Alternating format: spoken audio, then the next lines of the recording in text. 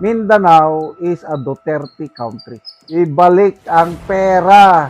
Ninakaw nyo ang pera. Grabe, oh. First time na magkaroon ng ganitong presidente. Naging viral nga sa social media ang tagpo na kung saan umani ng reklamo at batikos mula sa mga residente ang pagbisita ni Pangulong Ferdinand Bongbong Marcos Jr. sa General Santos City matapos umanong mabigo ang ilan na makatanggap ng ayuda sa kabila ng ilang oras na paghihintay sa pila. Ayon sa mga ulat at mga video na kumakalat sa social media, may mga residente na nagpahayag ng pagkadismaya matapos umanong hindi mabigyan ng ayuda kahit matagal silang naghintay sa itinakdang distribution site.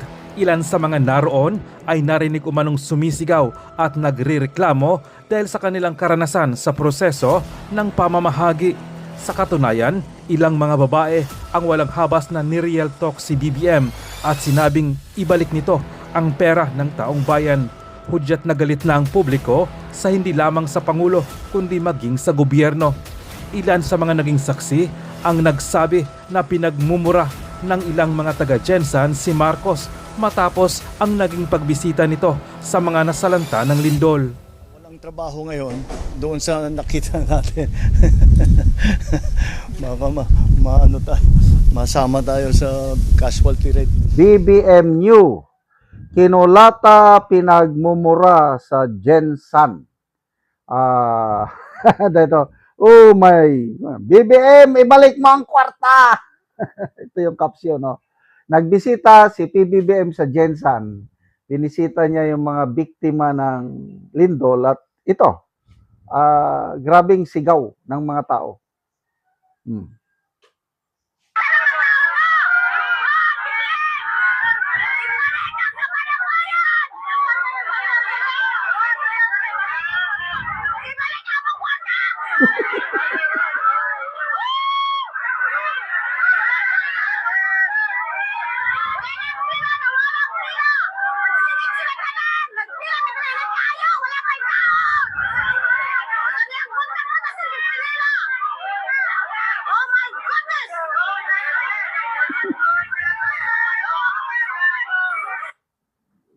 Diba?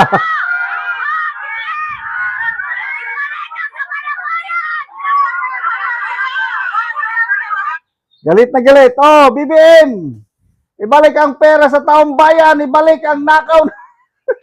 Wala pa kaning gutom daw sila. Nagpunta doon, bisi-bisita lang.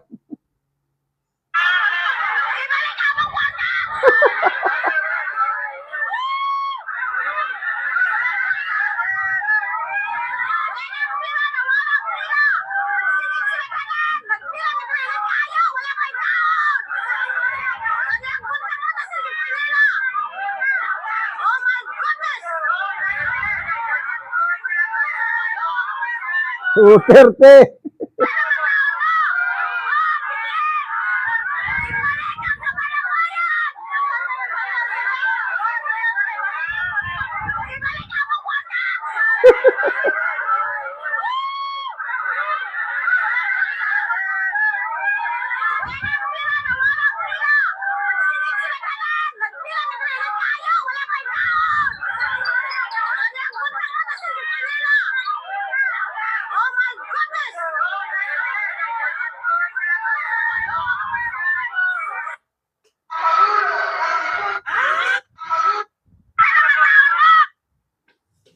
Noong midterm election last year, may kaibigan ako doon. Nag-text ako, kumusta ang taga Jensan? Malakas ba si PBBM dyan? Sabi ng kaibigan, ay, ang daming galit na mga taga Jensan. Kahit nga si Manny Pacquiao, sabi ng kaibigan ko doon. Kahit si Manny Pacquiao, galit ang mga taga Jensan sa kanya. So, pangalawa, unang nakita ko, galit ang mga taga Jensan kay BBM last year. I think last year ba o 2024. Nagbisita siya sa Jensan Peaceport. Sinigawan din siya doon. Mga galit. Mga Duterte. Kaya, makikita mo talaga, Mindanao is a Duterte country. Hindi ka talaga pwedeng mag ibalik ang pera. Ninakaw nyo ang pera. Grabe, oh. First time na magkaroon ng ganitong presidente. Na ako, I don't know kung matutupad ang wish ko na ito. Yung mapunta ko sa isang, dito sa Mindanao, matimingan ko lang na nandun, nagbisita ang presidente. Sisigaw lang ako ng Duterte, Duterte. Doon ko na lang ilalabas yung pagkadismaya, galit, ano, yung ginawa nila kay Tatay Digong, pagkidnap. Kung minsan, napapailing ko na, yung, masakit ba yung ginawa? Kaya, para lang mailabas ko yung sama ng loob ko, sigawan ko lang sila ng Duterte. Kagaya nito, sumisigaw, Duterte, Duterte. So I don't know kung wala nang pag-asa itong Marcos Jr. na makabawi dito sa Mindanao.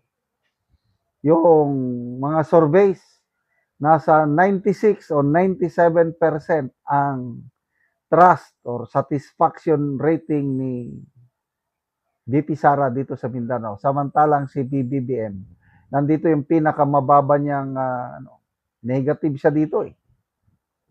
Wala na talagang pupuntahan. Bakit pa tayo? Sino ba yung kausap ko? O kahapon, may bisita kami, taga-Agusan del Sur. Yung venue ng palarong pambansa, yung katatapos lang. Na again, mga residente doon sumisigaw ng Duterte, Duterte. Sabi ng bisita namin, bakit pa tayo nabudol, sir? Bakit pa tayo nagpaluko sa presidenteng ito? Sabi ko, wala tayong magawa. Akala natin matino. Akala natin like father, like son. Wala. Masahol pa sa ama eh. Mas okay na lang yung ama, kahit may mga pagkukulang, at least maraming nagawang maganda yung ama. Sa nasaksiyan ko. Maraming ipinatayo ang ama na hanggang ngayon, napapakinabangan pa natin. Mga kalsada, tulay, mga ospital, mga eskwelahan.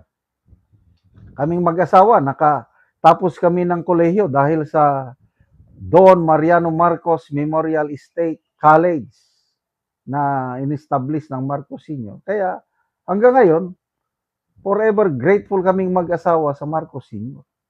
May nagawa. Itong Marcos Jr.